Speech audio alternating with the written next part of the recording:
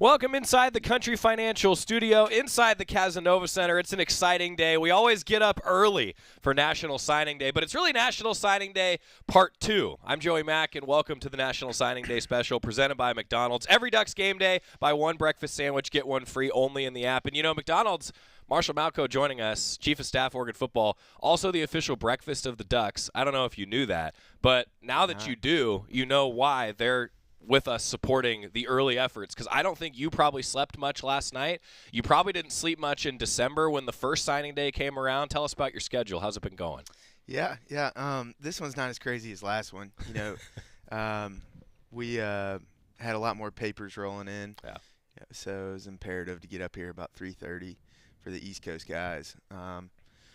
You know, and we only have a couple papers out there today. Mm-hmm. So, yeah, it's a little more tame than December, to say the least. I get that. Well, today is really, I feel like, with how the early signing period has changed things. I'm just kind of curious your perspective. As the chief of staff, you're managing so many different things.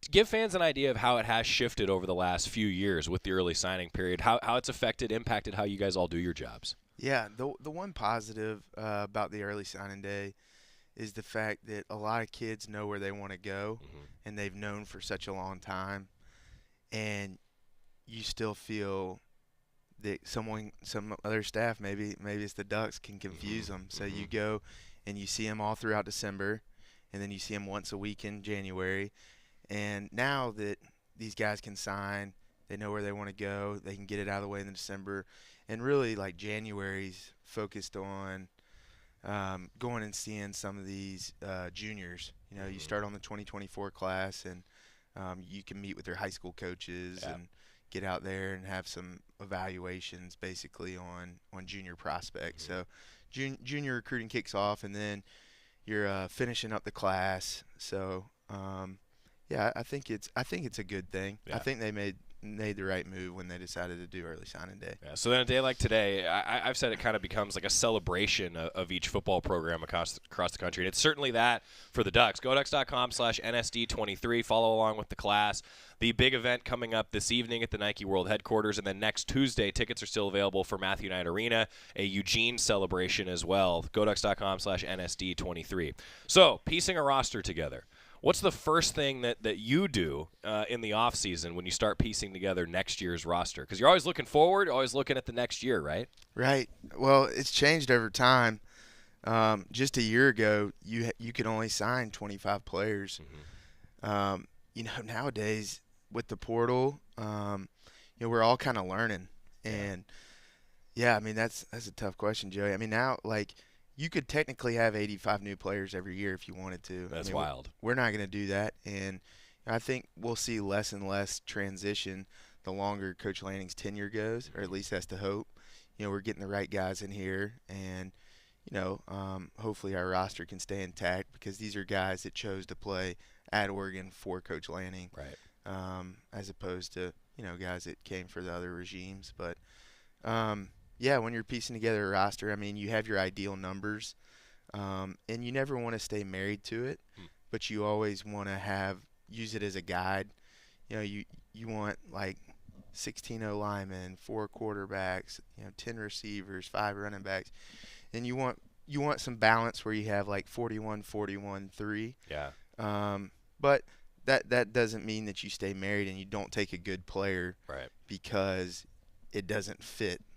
You know, I think nowadays you build a roster, and this is going to sound crazy, but almost for a year.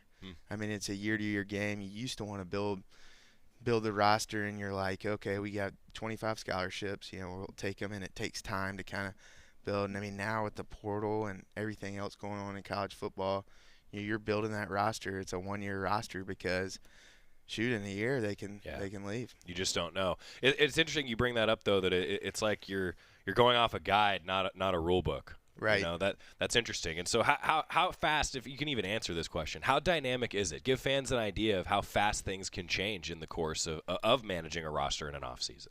Yeah, I mean, daily, hourly. Yeah, that's a tough one to answer. I mean,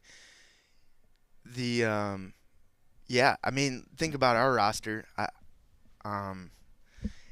how much it's changed. I saw something that someone sent out that like over 75% of the roster now is like Coach Lanning's players or something. Yeah. I haven't done the math on that, but I think they're all Coach Lanning's players, right? Right. Like Right. they all had a choice to get in the portal, and they've all, the guys that are here chose to play for him. Well, I think that's a great point that you bring up, Marshall, if I could, because like I think that there is an idea of that they recruited they were recruited by a different staff, but at the end of the day, like you said, you could get 85 new players every year now. I mean, that there is a piece to that, isn't there? That there's a lot of truth to that. That hey, this is Coach Lanning's team, and it has been now for a long time. Yeah, and I mean to your point, the roster can change so drastically. Yeah. The hope is that you create a really good culture where your best players and like the players want to stay and be a part of it. Sure. There's a harsh reality out there now that there's guys that want to play and they don't see that light at the end of the tunnel, and they'll, not be as patient maybe as a freshman back in the day. Sure. And that makes sense. Yeah. Right? We're all human. Right. Right. I get that. All right, I do want to mention Marshall Malchow joining us, Chief of Staff for Oregon Football, on today's National Signing Day special, and the way that the schedule is going to go for everybody, because it is a celebration day for Oregon Football. We're going to introduce you to some of the new members of this staff, and Chris Hampton and Will Stein, and then also head coach Dan Lanning will be with us here in the studio. And then he will also have his press conference with the general media coming up, so a lot to come. And what's today like for you? Like, what's the schedule, if you can even give us an idea? What's the schedule like for you and the staff as you go through a celebration day like this? But I say it's a celebration day for us fans. It's a work day for you all. Yeah. So our coaching staff right now is doing self-scout. And, we, like you said, it's a celebration for the fans. After signing day, because these coaches have been going so hard on the road, Coach Lanning gives us Thursday, Friday, Saturday, Sunday off because, it's since August, and this is including Sundays. I mean, you probably only have about 5 days off total, including Saturdays and Sundays. Right. And so it's nice to get a little bit of time. February, the NCAA got this right too. They made it dead, so, we'll work Monday through Friday. And it's nice to get a 2-day vacation every 5 days. That's yeah, you don't know what that's like. Yeah, do you? no, 2-day vacation every 5 days. So that's one thing that's that I'm excited about. Get to see the family a little more, and today is like you said, different than it used to be, and I'm excited about the class. It's not like necessarily like a coffee donuts day for us. I mean, we're looking to get on the phone with some 24s, and we're looking to tell them, hey, look, this is your day next year, and our recruiting staff's evaluating prospects right now, and we're working. I mean, it's working the phones, and there's a couple prospects out there that hopefully we can get today, and we're working all those angles to make sure that the Ducks have a good day. Yeah, so I do want to remind everybody that NCAA compliance, no names until that paperwork comes in. You said papers. That's right. Paperwork comes in. The last thing I want is for either of us to get an email from NCAA compliance, because we both like our jobs. No doubt. That's Love my job. So there you go. So fans, if you're wondering, just what's to come, I would say just stay in touch with social media. That fair? Fair. Good way to put it. Yep. Yeah. Fair. Hopefully we can have some excitement. I like that. Now, I did want to ask you about, we talk about how today has changed, celebration, but what do you like about the class that you assembled this year? I know you guys are already looking ahead. What do you like about the class as it's shaped up so far? Yeah, I think that I think Coach Lanning always preaches to us that character matters more now than ever. When you take a guy, with NIL, money makes you more of who you are, or if they don't have NIL or transfer portal, like the guys that are resilient and willing to stick it out and earn playing time and, not worry about NIL and have the character and fortitude, like that's never been more important, than it is now, just because of the way things are in college football. Yeah. And so character is extremely important. We're big on getting speed. We want fast players, and so yeah. I mean, I would say that when we're taking players, we want high character kids that love ball and that can run. That's hard to find the high character and evaluate, right? Like, how does the staff go about quantifying that and evaluating that about a young man? Yeah, we have different critical factors that we evaluate whenever our coaches go on the road. You know, we have something like CT factor. It's like competitive toughness, and we ask high school coaches to grade their players, and these high school coaches are really honest, and they want to help the kids that do a good job in their program. And so you can get some really honest feedback from high school coaches, and we really lean on those guys. And our coaching staff has a ton of relationships throughout the country, and a kid will tell you who he is. You just got to listen. You talked before about it takes a village a little bit. I say that all the time, like in the broadcast world, that it takes a village. You've got a real village over in the Hatfield-Allen complex. Tell us about them. I just want to give you a chance to brag about your staff a little bit. Yeah, no, we got unreal staff. We always say, like, identification, evaluation, marketing, and customer service. I think the best thing that we have in our recruiting staff is a blend of all of that. And, we identify players, in my opinion, faster and more efficiently than other staffs on the West Coast. And that's credit to all those guys up there watching film. And then, we evaluate. We get the right prospects in front of our coaches to watch, and we have the right information so they can make quick decisions. And then, we have a great graphics team, and Steve Pohl does a great job with the videos. And so I feel like those make our visits better. And those guys, Coach Lanning always says marketing is the trailer to the visit. And so we try to have our social media team be the trailer to the visit. Sure. And then when they get on campus, we have a whole squad that plans out the itineraries, and you should see these things. They're thick packets of just minute by minute what every player's doing on campus. And these 3 weeks in January, we've had 40 kids every week, and it's a lot of planning. It's a big operation, and our team is second to none. I mean, shoot, I can't thank those guys enough. I know I've listed them last time, and I left one out. We have such a big recruiting staff. Yeah. I don't want to do that again. I wish I would have wrote them down before I came out. Well, I appreciate that. But I'll just say this. GoDucks.com staff directory, right? That's right, GoDucks.com. See, Marshall, I got to tell you, I've done that before where I've started to list people and I have to go check the roster, if you will. Like it's basically the roster. Lastly, I just wanted to leave you with this before we talk with Coach Hampton coming up that, it has changed too, that we haven't really talked about this a ton, that you've got incoming freshmen, but then there's also the transfer portal, and so you can really bolster your roster in that way too. How have you attacked that? How's that changed over the last few years with the transfer portal changing all the time? Yeah, there's balance, and you got to evaluate what other people are doing. And I think back to my time at Texas A&M. At Texas A&M, we signed a ton of high school kids, and they went 5-7 this year. And I think one of the big reasons they went 5-7, in my opinion, was they signed so many high school kids that over 40% of their roster were freshmen.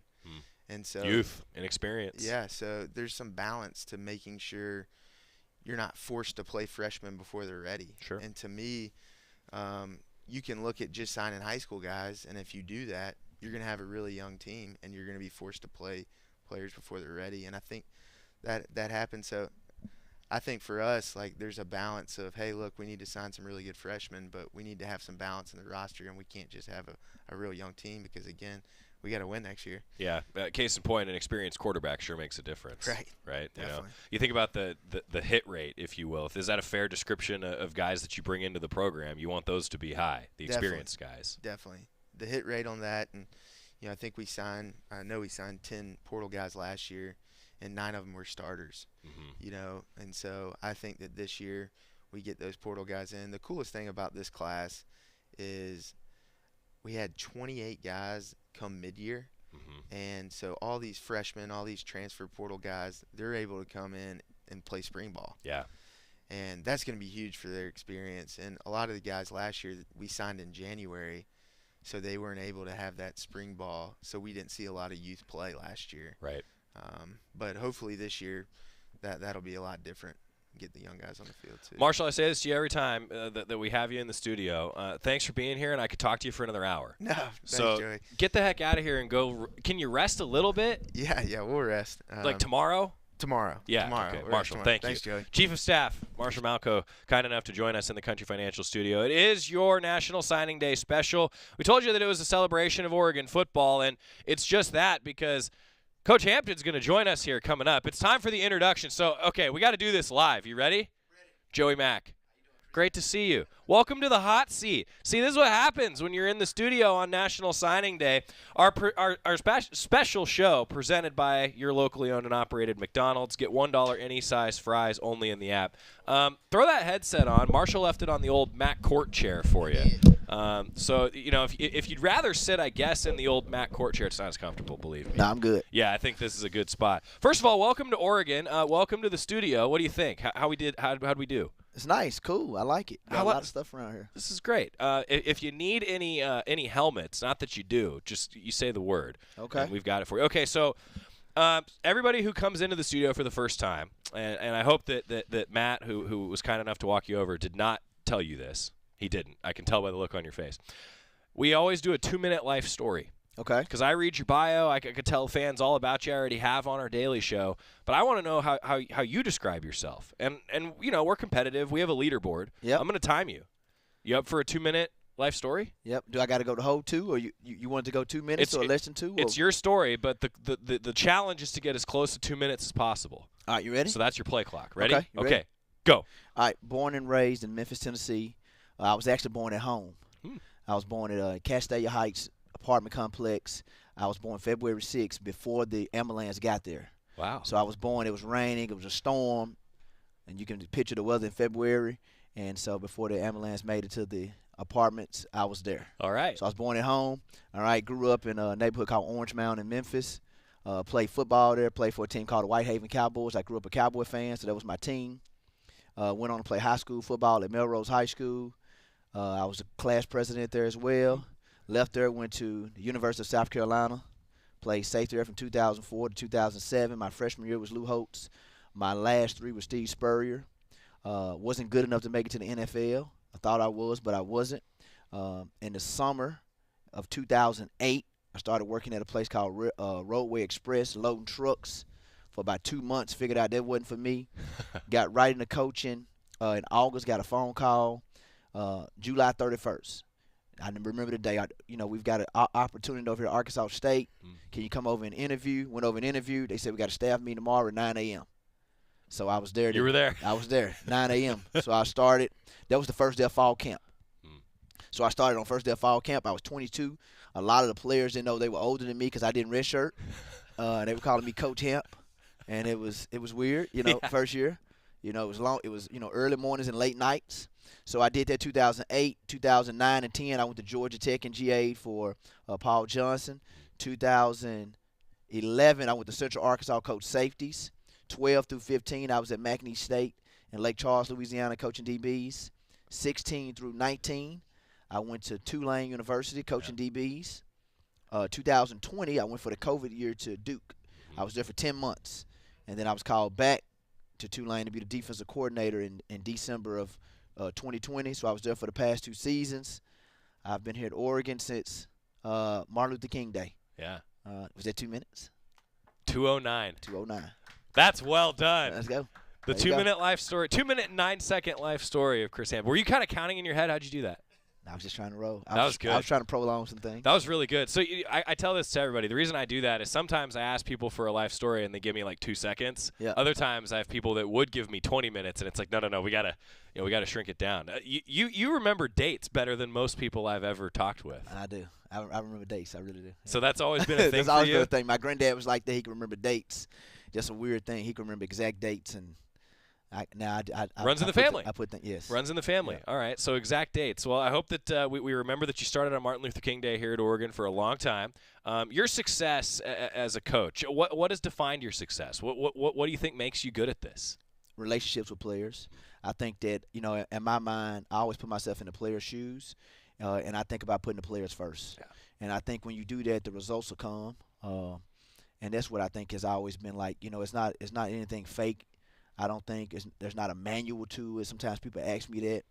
I just think being real and being authentic with the players and trying to put them first and having their best interests at heart.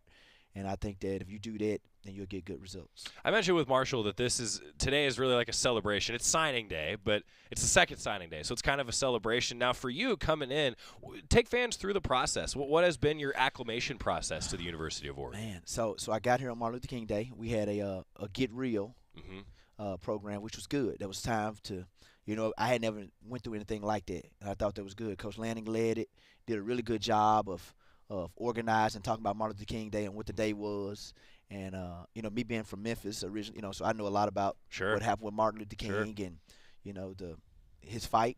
And so that was good. And then I was waiting on my background check. So, I was here for, I don't know, I got here to the following Tuesday. So it took 8 days before my background check came back. I know people are looking at me a little crazy, like, hey, is there anything in your background? I'm like, no, it's just taking forever. It takes time. It took time. Yeah. So I couldn't do anything. But I was here in Oregon, so it was good. I got to ride around, look for some homes, kind of get the lay of the land. And then that Tuesday, which was this past Tuesday, I was able to go on the road recruiting that afternoon. So I went recruiting Wednesday and Thursday in Texas. Friday, I was in North Carolina. Flew from North Carolina back to Eugene Friday evening. That's a flight.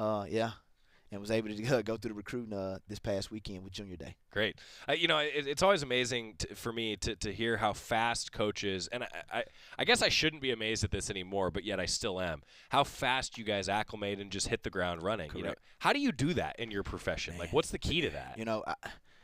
I guess I've done it a couple times. Yeah. It's just experience, I guess, because a lot of people are like, I got a call from Coach Lanning. I accepted the job he would offer me the job. I took it on a Saturday. And then you started working Saturday night. Yeah, and then, yes, you had to pack your stuff up at your office at Tulane, clean it out, get a suitcase together, and Monday morning, 6 a.m., I was on a flight. Yeah.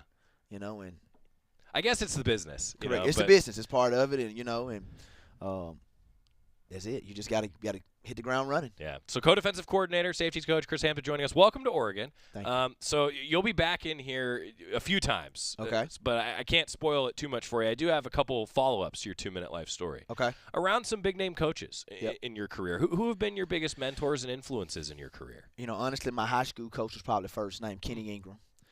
Had a great influence on me, and we talk daily, not just about football, but about life and how do you affect lives. There's a guy named Maurice Harris who got me into coaching at Arkansas State, and really their impact has been bigger on why do you coach, relationships with player, developing men, not X's and O's.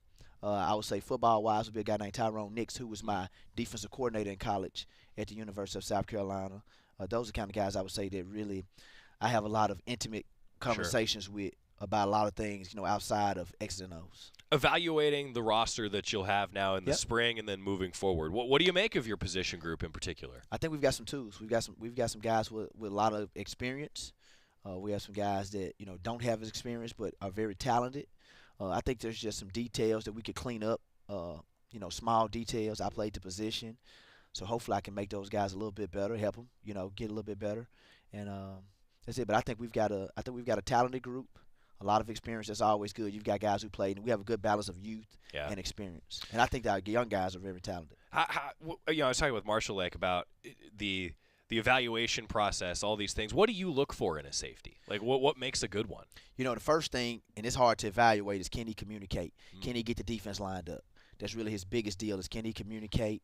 And that's hard to find. You've got to ask questions, make him think critically in the evaluation process, asking his coaches, and just see if he can do it. Maybe quizzing him some on visits, giving him a defense, see if he can, give it back to you. That's one of the big things. Can he tackle in space? The game now is so much of getting guys in space, and as a safety, can you tackle a guy in space? If you can't, it's a touchdown. Yeah. So you really want to have guys that can tackle in space, and then can they cover? I think it's interesting. Like, I remember talking with coaches, I'll say 10 years ago, that defensive coaches would want some of the better athletes on their side of the ball, but offensive coaches are like, no, the explosive guy's got to come over here.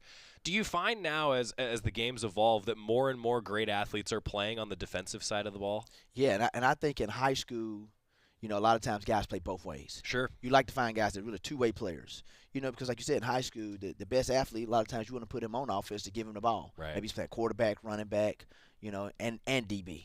He's maybe covering the opponent's best receiver. Right.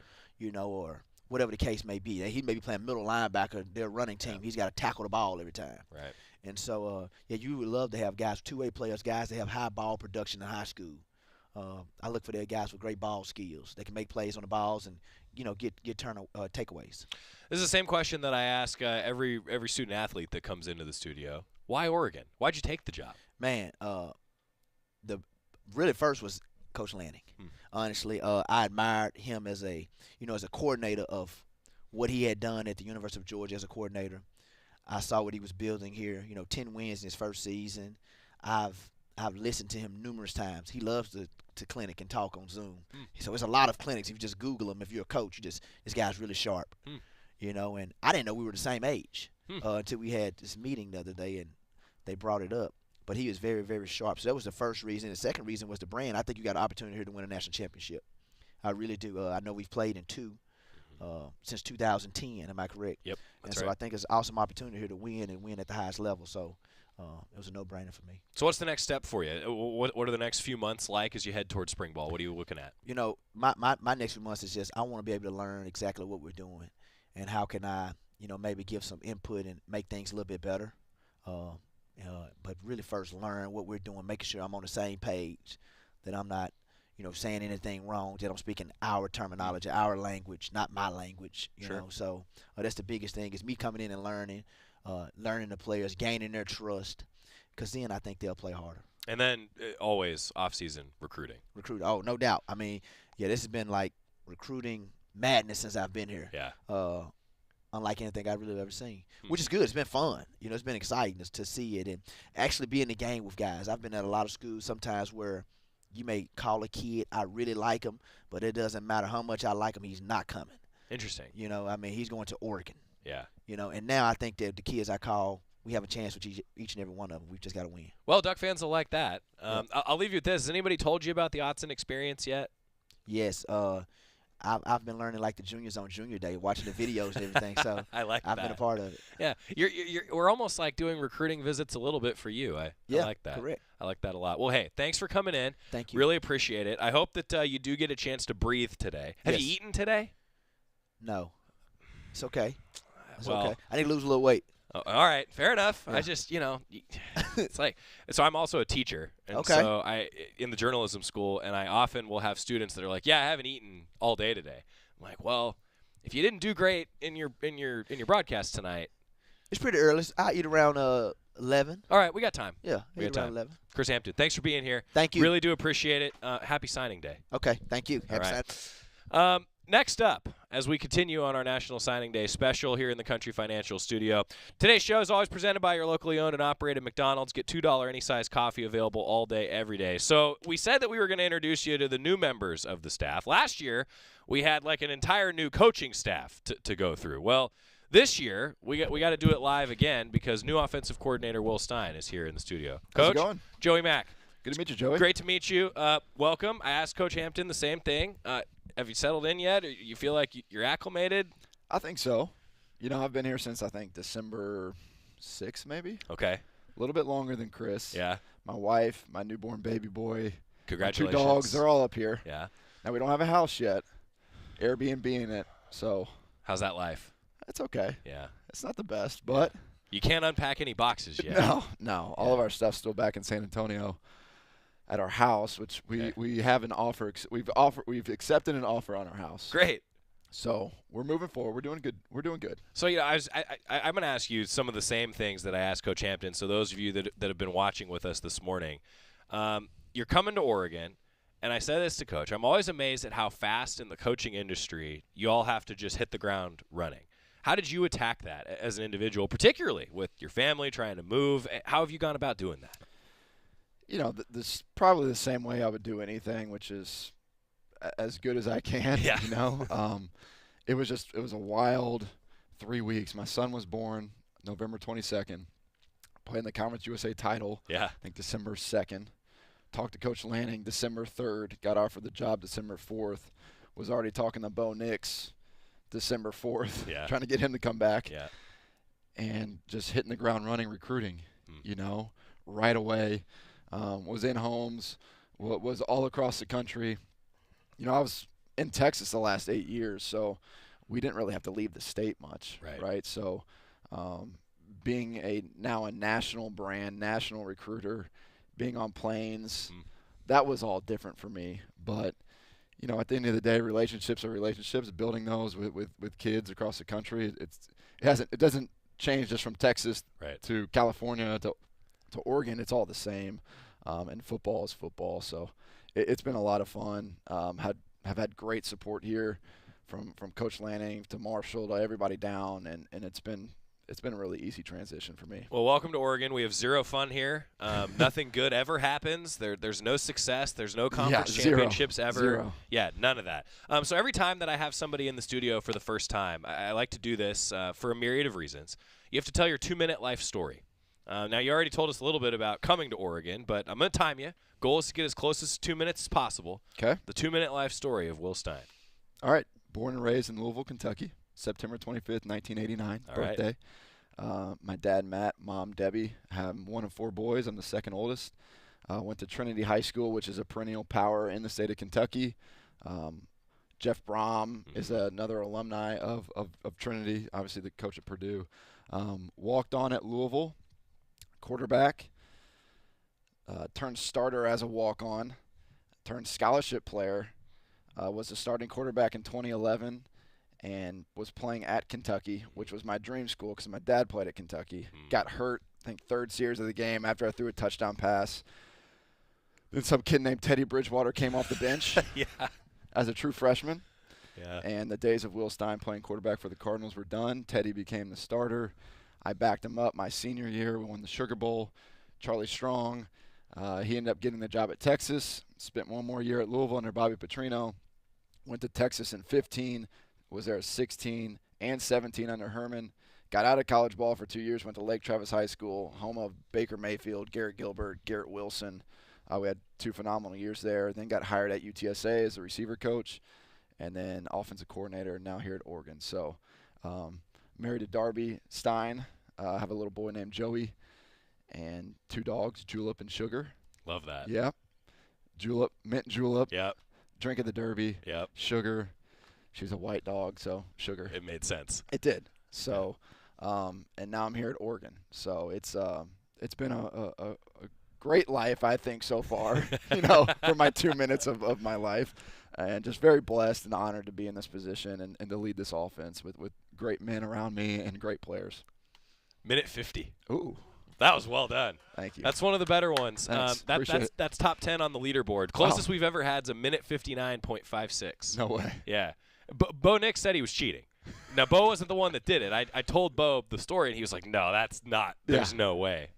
But, it worked out. That's pretty good. Minute 50. So, as you can imagine, I have multiple We're pretty good at follow-ups. 2-minute drills. That's what I was going to say. I mean, especially on the offensive side. I have found that basketball players tend to be the best at this game because of the shot clock, I guess. Yeah. For you guys, I always think play clock, but 2-minute drill for football players on the offense. Former quarterback, like I just kind of feel the clock. It makes sense. Yeah. It makes sense. Well, first of all, you picked a great name for your son. It's worked out really well for me in my life.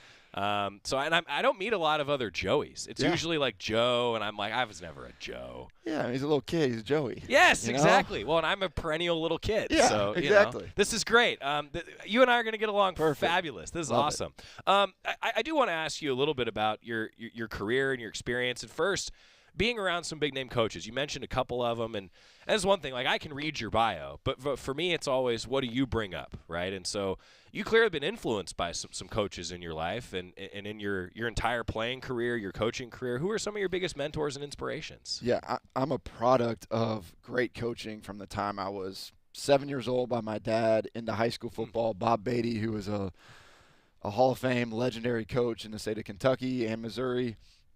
Into my playing days at Louisville, my first quarterback coach was Jeff Brom, who was the head coach at Purdue. My second one was Matt Wells, who was the former head coach at Texas Tech. He's now at OU. My third is Mike Groh, who's the receiver coach for the Giants. Then I had Sean Watson for 2 years, worked under Bobby Petrino, Tom Herman. Charlie Strong was my college coach, worked for him for 3 or 4 years. Then even Hank Carter at Lake Travis High School. He's won 5 state titles in the state of Texas. Big deal. Jeff Traylor was a mentor of mine, like another father figure to me who took me under his wing at Texas and then hired me at UTSA. and now working for Coach Lanning. So I've been very blessed, and not a lot of people get the experiences that I've had in this career, especially being, a younger guy, and I've taken, bits and pieces from each of those guys, molded it into who I am at my core DNA, and just, trying to take what I've learned from them and apply it to my job now. Yeah. Offense coordinator Will Stein joining us. Having that high school experience in your career after being after the progression you had in your career, how valuable was that, and has that been, just having that high school stuff? I mean, not only building an offense, but it's big-time football. I mean, I know it might not seem like it, but it's 6A D1. You got a Jumbotron. They got replay. They got fans in the stands. I mean, you're playing the best teams in the state of Texas. And it gave me the ability to call football plays before I did at UTSA. So I had 10,000 rep rule. I had that before I even called it in college.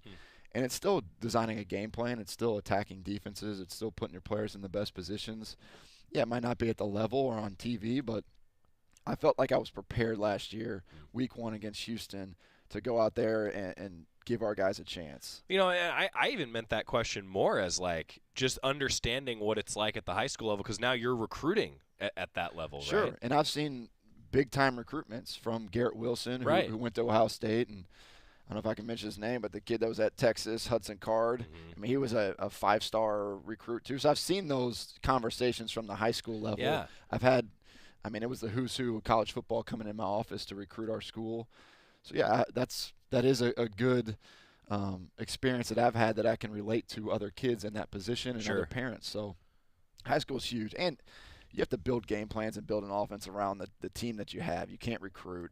And so that helped me really learn how to coach, and to develop relationships and to help kids out more than just football. So it's cliche maybe to say at times, but it is real. I mean, I really did learn how to coach those 2 years more than any, because I was thrust into it and I had to coach. And, I mean, you got to develop middle school kids and teach them how to catch the football. Yeah. Well, player development, I'd imagine, was paramount. For sure. Right? And even just relating to Coach Lanning, who's done the same thing. Sure. Right?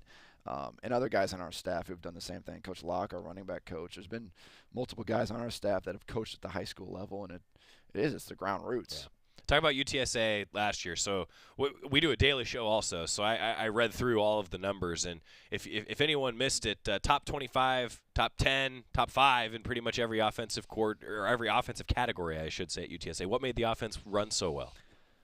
Well, I mean, we had great players, and I think that's something that people don't credit enough is the players that you have. We had a great quarterback. We had a great trio of receivers, veteran running backs.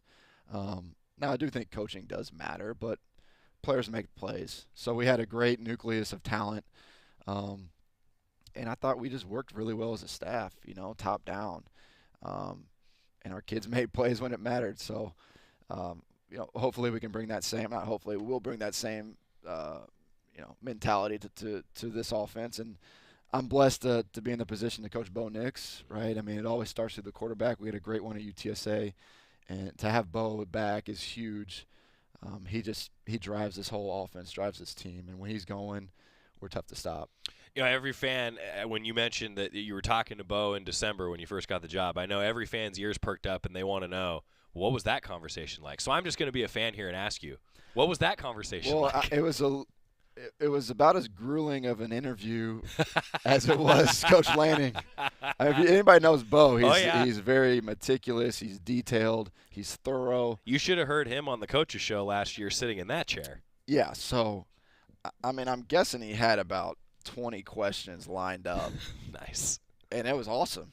I mean, I got to know him very quickly. Sure. And who he was as a person and as a player and what really was meaningful to him, and it starts with his faith and his, who he is as a person, his core, his family, his faith, and he loves football. Yeah. He loves football. If anybody knows Bo, he loves it. He's in our coaching offices as much as anybody, listening to install conversations and watching tape and trying to get better. So it was it was probably about a 45-minute, 50-minute conversation. And I think he felt my my passion for the game through that conversation. So we really hit it off from the get-go.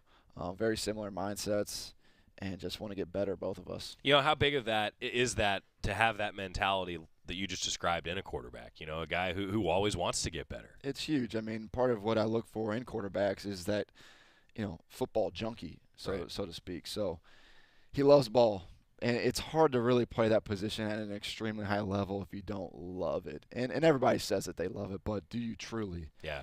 I mean, he's, like I told you, he's probably in the office right now watching tape somewhere. Yeah.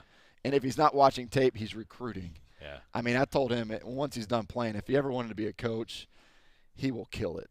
Yeah. He will kill it. And I don't know if that's what he wants to. He says he wants to be a high school coach one day. I think he could be a college NFL head coach. He's that type of mind football-wise. He's great at developing relationships, and he can recruit.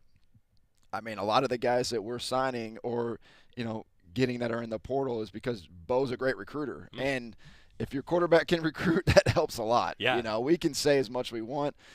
You know, guys in recruiting listen to players a lot as well. Yeah. And, you know, it's just the same when you're an NFL quarterback. You're trying to recruit the free agent. I mean, he's an exceptional relationship builder, and very happy to have him back. Yeah, that's awesome. I have to ask you, too, the same thing that I ask every student athlete. Why Oregon? Why'd you want the job? Well, I say this all the time. When Coach Lanning called me back and said, "Do you want to be a Duck?" I don't think he said, "Do you want to be?" He said, "Are you ready to be a Duck?" I said, "Yes." I mean, it's a school that you grow up just admiring from afar. You know, I'm from Kentucky. I mean, I never thought I'd be out here, but it's a national brand. It's a worldwide brand. Great football is played out here every single year. You coach the best players in the country. You get to coach with the best coaches in the country. I mean, why Oregon? Why not? It's an amazing place. The people here are first class. It's a professional organization, better than I've ever seen. It's extremely buttoned up. And, yeah, it's a place where you can win a national championship. I mean, we played for 2 in the last 12, That's 13 right. years. So I think we're right on the cusp again, and really ready to get going this spring and into the fall. Coach Stein, welcome to Oregon. Thank you. Appreciate it. I hope that this was fun. That was great. Welcome to the studio. I promise the lights aren't hot. And like I said, we have zero fun here. Zero. None whatsoever. No fun. No fun, sir. Thank you. Thank you. Appreciate the time. You. All right. When we have our next guest come in, you know, the running joke is that he's a man who needs no introduction, which is true because it's head coach Dan Lanning joining us. It's our National Signing Day special presented by McDonald's and McDelivery. Coach Lanning's with us, a day of really celebrating Oregon football. So it's signing day. We talked with Marshall about how signing day has changed. Got to meet 2 new assistant coaches. And the first question that I have for you is, how are you? And welcome back. Good to be back, man. How Good are to be back. things? Things are great. Yeah, things Nice are great. sweatshirt, by the way. Thank you. Yeah, appreciate that. Been working on my drip ever since I got here to Oregon, and it's much improved. Who advises you on such things? My wife. Yeah, I think, you know, if it's bad, that you guys can start blaming her. No. Yeah, no, we have the best equipment manager in the nation. Let me start with that. Yeah. Kenny Farr is the absolute best in the nation. There is no comparison, and he keeps me fresh, right? Yeah. He keeps me fresh, so appreciate that. You know, I say the Ducks of a Feather sweatshirt is great. I mean, I do want to talk with you, actually, Coach, before we even go any further about just how big of a deal the support for the program is from various NIL initiatives, various things that have gone on around the program. Just how has that impacted everything that you all do? I mean, Coach, I don't know if you were ever on a trading card, but, like, we've got trading cards now for How all about these that? guys. That's pretty cool. I need a pack of those. Yeah? Yeah. Well, here, open one up. You got one? Yeah. Thank you. Yeah, you go ahead. Do what you need to do. That's awesome. Yeah, no, it's huge, right? In the landscape of college football today, you can sit here and say, I don't know, what do I want? The reality is the teams that do it the best are the teams that are going to be successful, and we're fortunate enough here at Oregon. Oregon's always been about innovation, always been about an aggressive approach and finding ways to get better. And one of the key pieces right now, one of the key ingredients is to having a strong, group, whether that's Division Street or the other support that's outside. For us, I think it's really, really important. How's it impacted not just the roster currently, but conversations with recruits? I mean, it's signing day, so I got to ask you a little bit about how all this stuff goes. Yeah, I it's never really the first question, usually not the second, but the fact that we have that support and that we have the ability to do a great job of taking care of our players, and there's opportunities created for them. I think that's something that sticks out to every player that comes in our program. All right, so let's talk a little bit about the class, and then I have, as you can imagine, multiple follow-ups. But I promise that I'm going to get you out of here in 12 minutes. I've got a timer because I know you've got a lot going on today. What is the schedule today? First of all, believe it or not, for us, we came in here, we started watching football when we got here this morning. I think a lot of places across the country, they take this day and they start eating donuts and drinking coffee and they hang out all day. The reality is we're not looking to sign 15 more players or 20 more players today. The majority of our class is really in place. Certainly some opportunities for some excitement here, later on in the day. But for us, it's a chance to work. Our guys have a recovery stretch here that they're about to hit in a little bit. We're going to check in with them. But we've been watching self-scout, trying to find ways that we can get better as a football program this morning for us. Stay tuned at Coach Dan Lanning to see any duck emojis, right? Fair. Yeah, that's where we're at for the rest of the day. Tell us about the class, though. Do you feel like you got what you needed in the early signing period and then maybe adding some pieces later? Yeah, I think I'm really excited about the group that we have coming in. You talk about building a foundation of a program, and I think that you have to start at the bottom. And there's a lot of programs right now in the nation that I don't think are going to build their roster from the ground up. And when I say that, I mean going to sign high school players. Like high school talent's always going to be a really big piece of our growth here. I think that's important, but you do have to be able to use the portal to supplement some of your roster as well. And I think we've done a good job of balancing both.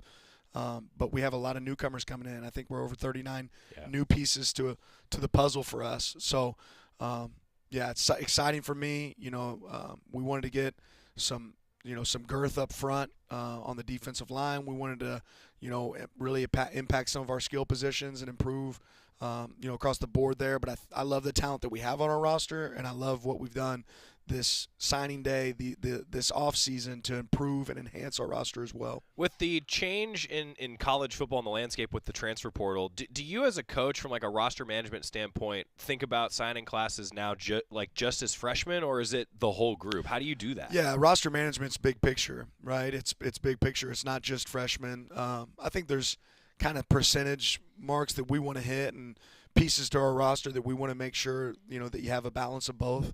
But that's not, that's certainly not the only piece. Yeah. How do you attack the transfer portal? What is the strategy? Well, it starts with character. Yeah. Right. We want to bring good people into our program. I think, talent, usually film speaks for itself there. But we're Oregon. I think we can go get the best and the brightest. But you look at all the pieces that we added to our team last year, the guys that came in from other programs, and every one of them made us better. But more importantly, every one of them, they were great people. Right, so if we're able to bring quality individuals into our program with the resources that are here at Oregon, with the team support that we have around us, I think that's a way for us to get better. This sounds maybe obvious, but like the hit rate on players that you bring into the program, how big of a deal is that? You used to say in like junior college recruiting. Right, and this is a little different than that, but you say, hey, if you were batting 50-50, then you're really, really excited, right? And that's not the case in the portal. Yeah. You can't bat 50-50. We have to do a better job than that, and it doesn't mean that every single person is going to come in here and be an immediate starter. I think you have to earn that. But I do think that you want to make sure that you're signing players that, again, enhance your team, and there's not really room, in my opinion, for misses there. You want to make sure you're signing guys that can make you better. All right, I do want to ask you about the guys that were just in here before you. We introduced the fans to some new assistant coaches. Let's start with Coach Chris Hampton, co-defensive coordinator, safeties. Tell us about him. What'd you like? Yeah, maybe the most exciting piece for me, Chris, and I've known Chris from afar. We've known each other for a while now, but he is a lifelong learner. And I'm always an advocate for coaches that look for opportunities to improve, grow, and enhance. And he's a guy that I've kind of talked ball with in the off season, running some similar circles when it comes to defensive philosophy. You watch how well his defense played this past year at Tulane and how he's grown as a coach. And again, it goes back to hiring good people. He's a great person that I think is going to really be a great teammate to our coaching staff. So extremely excited about. I think he's a young star in this profession. The ceiling for him is really, really high, whether it be from his intelligence, his ability to relate to players, and just the kind of teammate he'll be joining our program. How about offensive coordinator Will Stein? Same question. Yeah, anytime you lose assistants, I've said it before, my goals are for my my coaches to be able to reach their goals and aspirations as well. It's not just for me. It's not just for our players. So when you get an opportunity for guys to advance their career, you're excited for them. But for me, I look for that as an opportunity to enhance our program, right? And how can we get better? What can we improve? And I thought Will brought a lot of pieces to the puzzle that were going to make us better, moving forward. Being a guy that played quarterback at a high level, but really earned it, came in as a walk-on, earned his keep, and, then became a coach. And you look at where he's been and all the success he's had at every stop. You look at, the offense that he put together this past year at UTSA and how explosive they were in the passing game, how they were able to establish the run, the variety of personnel groups they were able to use. It's just something that I thought meshed really well with our philosophy here at Oregon and what we want to continue to do on offense. So there's a lot of pieces that aren't going to change, but I thought there were some elements that he could enhance. It's true maybe for every organization, coach, but as the leader of an organization, fit is important, and it's not just like the scheme fit with a coach, right? It's how they fit into everything that you want to do, right? That's right. Yeah, no, that's huge. We're not looking for somebody to come in here and upset the apple cart, right? We want somebody that's pulling the chain in the same direction. We're all working together, and that's what we did. We were able to enhance our group here with great team players that are going to make us better because they're great coaches. So last year on this day, it was you and a number of new staff members that we were all talking with here in the studio. This year, there's 2 of them. How different was it this year for you just to have a lot of your foundation in place? How different has it been this offseason? We'll see, right? It's nice to know that you can build on it, and I think continuity within the program is really important. But again, when you have transition, that's also opportunities for growth, right? Sure. And right now, what we're doing in our building is how can we get better? We're not figuring out how we can stay the same. Mm-hmm. So we're watching how can we coach this technique better? Hey, if we're going to call this coverage again, what can we do to make that and execute it at a higher level, right? Those are the things that we're trying to figure out. So continuity is huge, but so is growth. And sometimes transition provides opportunities for growth. I feel like every week we would talk with you on the Coaches Show, and you always would have something about yourself that you wanted to improve. And that's one thing that I've always, Coach, just really respected about your approach, because they always say, like in broadcasting, for example, if you're not listening to yourself and critiquing yourself, then you're not going to be very good at it. You're not going to get any better.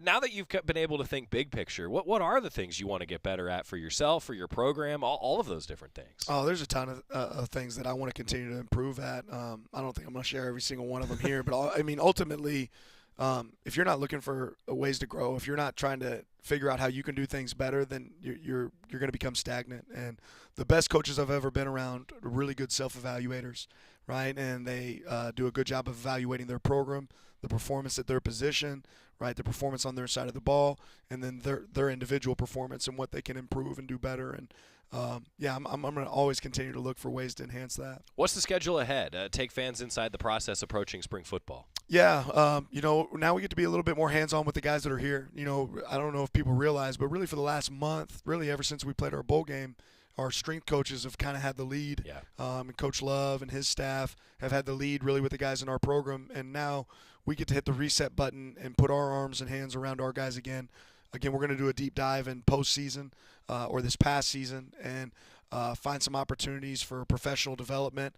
Where can we improve? What pieces do we want to add to the puzzle? And then really just being around our guys. And for our coaches, I don't know if anybody realizes, coaches and staff, really for the last month, there hasn't been a day off for them.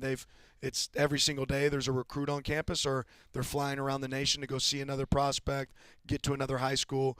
So this month is about them being able to see their families on Saturday and Sunday. Yeah. That's really important for me, is that our coaches get to see their wives, their kids on Saturday and Sunday, and then they get to be around our players Monday through Friday. Spring football. Do you have a schedule at all heading into the April 29th spring No, game? we're just going to wing it. Yeah, we're going to start middle of March. Then we'll have a couple practices before we hit spring break and finals. Then we'll come back and really attack all of April. Will really be the heart of our spring football schedule. We'll get 13 practices in after our spring break. So it's kind of good to encapsulate that break with a little bit of football on the front end and some football afterwards, to capping it off with an April 29th spring game that I expect the seats to be full and packed just like last year. So I thought our fans were tremendous. It was a great example of the impact that they can make. I think that springboarded the great recruiting class that we were able to put together and springboarded the 10-win season that we were able to have and creates an environment that's a lot of fun for our players. April 29th, 1 o'clock, spring game, Autzen Stadium. Still supporting Food for Lane County. More details, GoDucks.com. Do you wing anything in your life? Yeah, for sure. Yeah, absolutely. Not often, though, I feel like. No, you strike me as a planner. Yeah, I mean, I guess the more day-to-day operation. Like, I don't necessarily know what I'm going to eat for lunch today, but I probably will. Did you eat breakfast today? I had coffee. Nice. I had coffee, but lots of it. All right. So that's the.